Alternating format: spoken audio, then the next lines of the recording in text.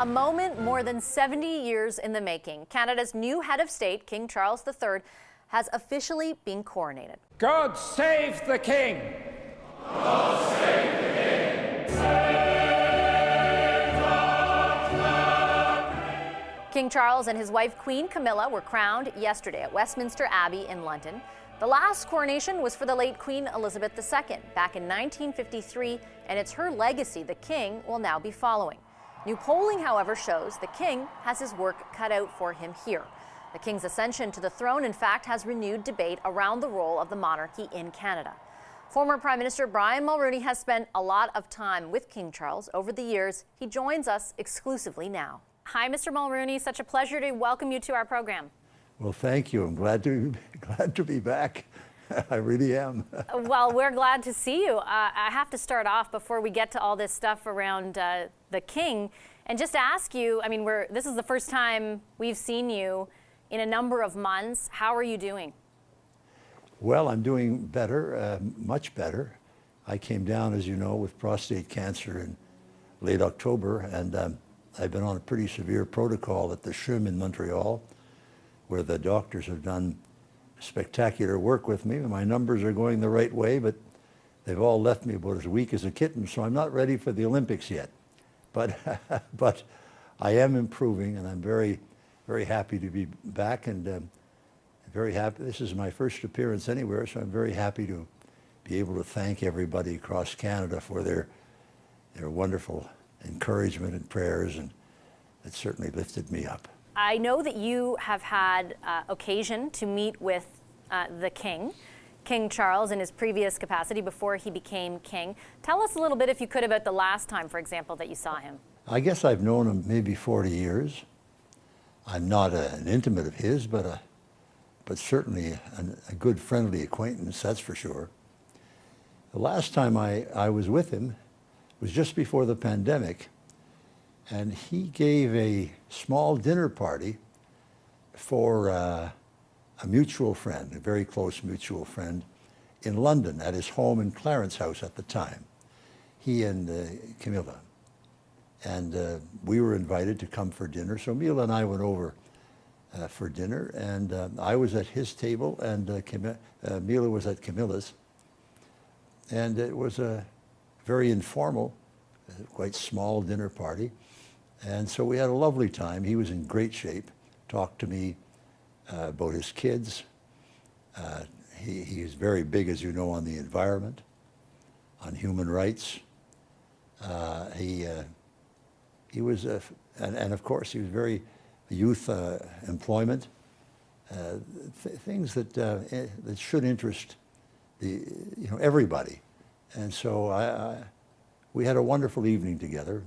At the end of it, I don't know how it came about, but I've always been a big fan, and so is he, of Vera Lynn, who was the great singer during the Second World War. And one of her best songs, I've always thought, was "We'll Meet Again," a song that she sang to all the young Canadians and Brits and Australians and Americans boarding ships to go fight in France. Very sentimental song. And for some reason, as we both got up from the table, we both started to hum "We'll Meet Again." Mm-hmm. And then we broke into song. And I wish I had had a tape recorder. Because if I had, and it were a musical agent, I'd be way ahead of the game. I wish you did. So we sang together for a bit. I think that the story you just told sort of paints maybe a different picture than many Canadians or other people around the world kind of have of King Charles. I think we view him as fairly reserved in general, and some people might even say a bit stodgy. It sounds like your impression runs counter to that. Well, first of all, I mean, it should be said that he's been constant, I thought anyway, look, it's just my opinion, he's been constantly underestimated all of his life. And one of the reasons was inadvertent. He's in the shadow of his mum, who served as queen for 70 years in the most impeccable, impressive style possible. So he was in her shadow. And I never thought he was given the credit that he deserved throughout that period of time. certainly not in the latter years either. And there were things that happened, as you know, around the palace that didn't make it easy for him or him for others. I always thought he was underestimated. I think he was as a prince, and but as a result of which, I mean, you know, for a politician, for example, there's no better position to be in than to be underestimated. So I think that Canadians and others can look forward to him being a fantastic king. Speaking of those people, and in particular the Canadian context, a lot of polling recently has shown that Canadians are sort of apathetic, at best maybe, towards the monarchy, even a bit disdainful or not supportive of it at worst. To those who feel like it doesn't serve a purpose anymore in this country, what would you say? Well, look, I understand it. It is a bit anachronistic for a great country like Canada, for example, or Australia. You look, Canada's 40 million people with a huge GDP, very influential around the world, and living cheek by jowl with the United States. And yet the head of state that we have is sitting in London. That's pretty unusual in areas around the world. But then you have to ask yourself, well, how have we done with this system? And the answer is we've done brilliantly.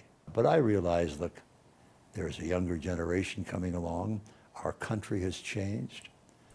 We have a different, immigration has meant that we have different views and different from all around the world. And they'll view this differently from my mother and father, for example. But so far, it's served us brilliantly.